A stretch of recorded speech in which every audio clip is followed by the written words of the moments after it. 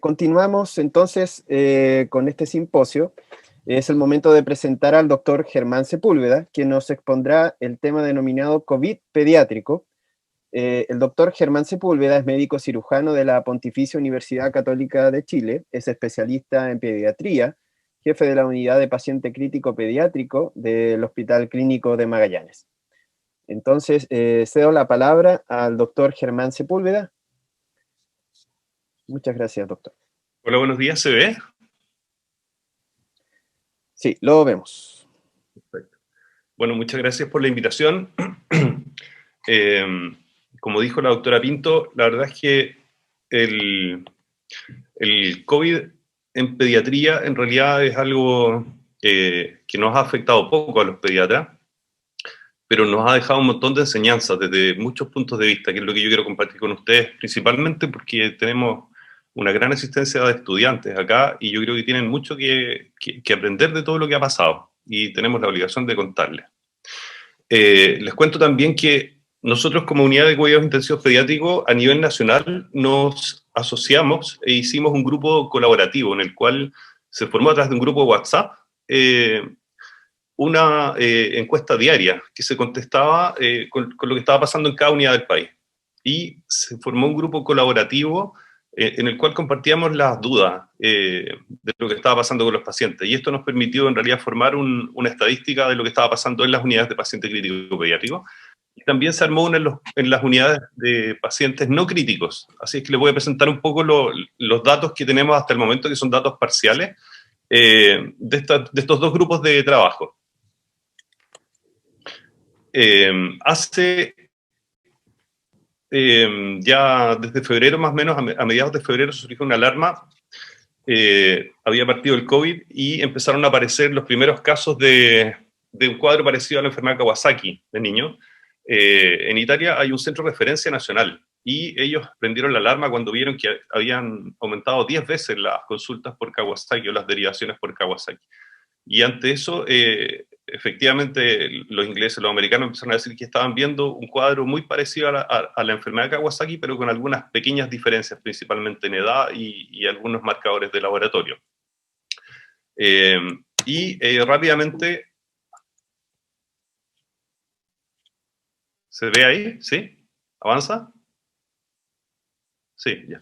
Sí, Rápidamente se emitió esta alerta a nivel internacional y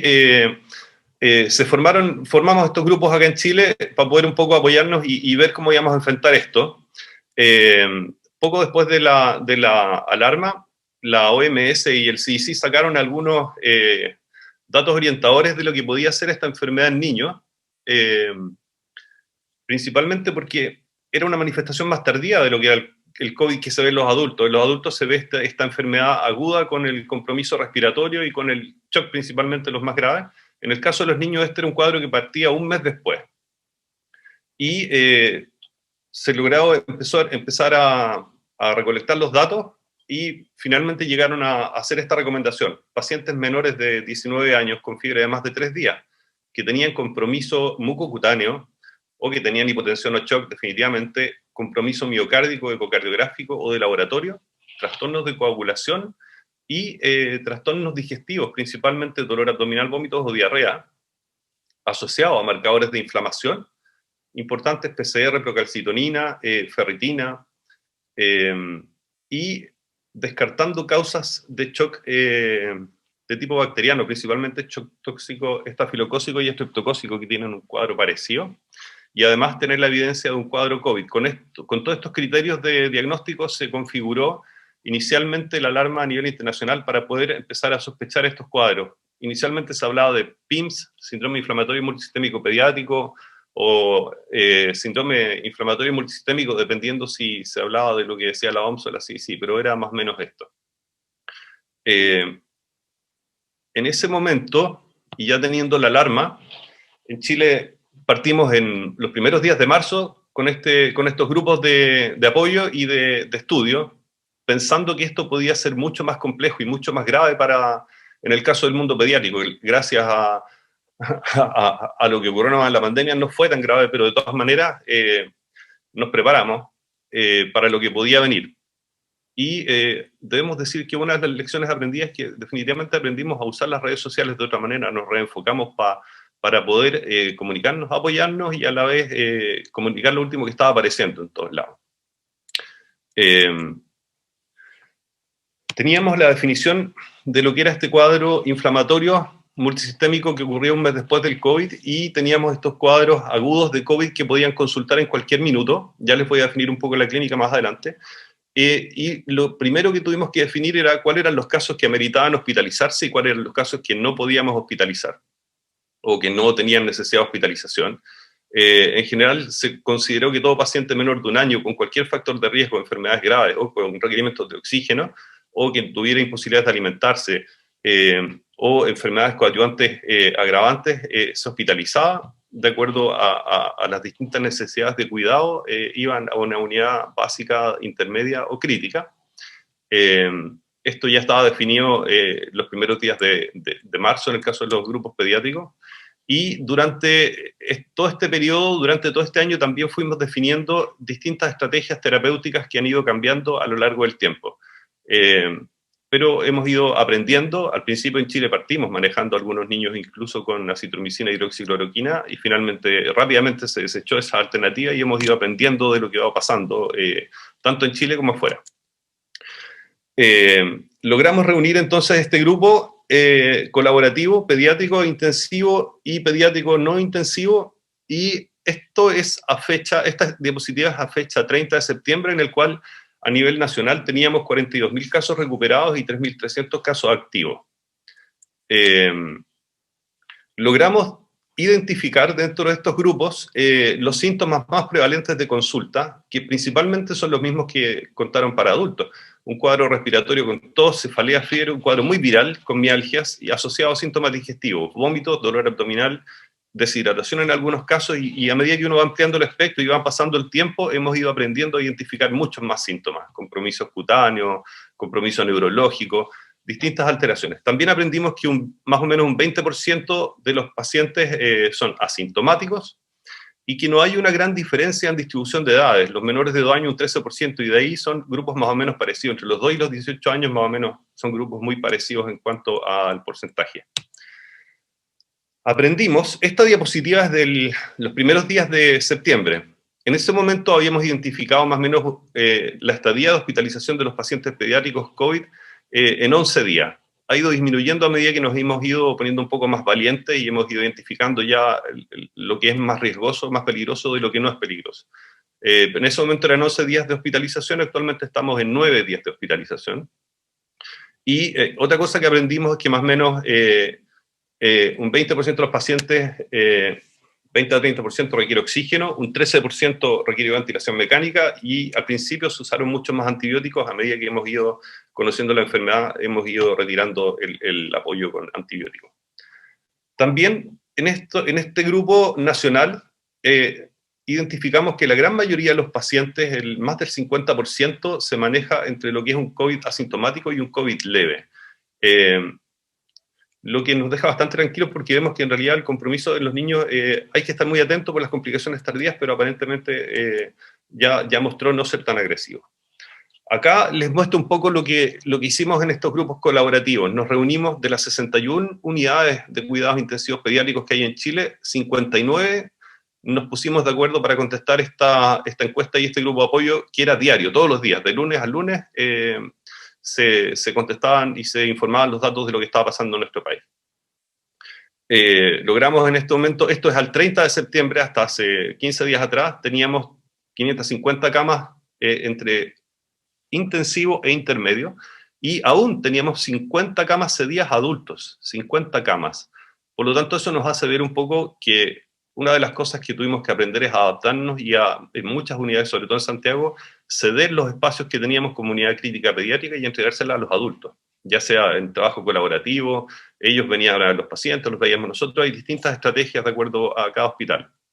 Tuvimos que cerrar muchos hospitales pediátricos de Santiago y dejar los conocidos como grandes hospitales pediátricos como centros de referencia.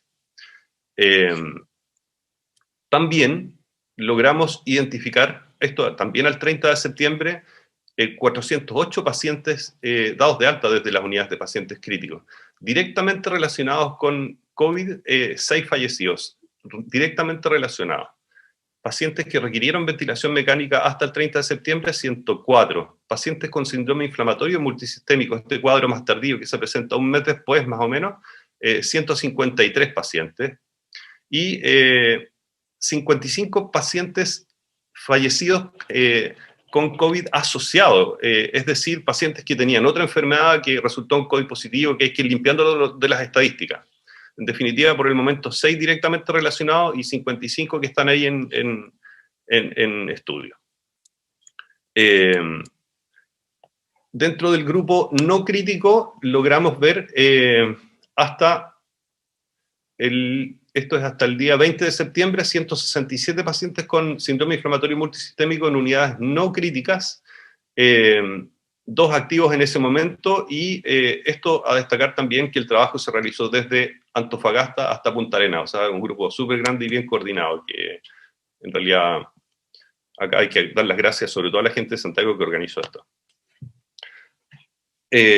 Aprendimos de los pacientes fallecidos hasta este momento, lo que estamos recolectando de datos es que hay una importante comorbilidad, entre 55 y 60% de los pacientes que fallecieron tenían enfermedades asociadas o condiciones asociadas, obesidad, cáncer, cardiopatías congénitas, daño pulmonar crónico, bronquitis obstructiva, como lo más frecuente. Aprendimos también que los casos de síndrome inflamatorio multisistémico pediátrico se presentan un mes después. Aprendimos que ante cualquier duda en el manejo de un paciente pediátrico era mejor hospitalizar de más que de menos. Vimos que, a diferencia del Kawasaki como tal, que es una vasculitis de los niños, principalmente los 5 años, esta se presenta un poco más tardía, 7 hasta 9 años en general. Vimos los días de hospitalización que son largos, principalmente por el temor que todavía tenemos como pediatras a dar de alta pacientes con alteraciones de laboratorio, sobre todo, o con alteraciones ecocardiográficas significativas. Y aprendimos que de los pacientes que presentan este síndrome inflamatorio multisistémico, una vez que llegan a las unidades de cuidados críticos, en 48 a 72 horas se estabilizan con un aporte de volumen muy pequeño y un inicio muy agresivo, estoy hablando de los pacientes más graves, un inicio más agresivo con droga vasoactiva y apoyo ventilatorio en algunos casos. Y responden rápidamente. También aprendimos que más o menos el 50% de los pacientes hospitalizados en unidades críticas presentaban alteraciones ecocardiográficas.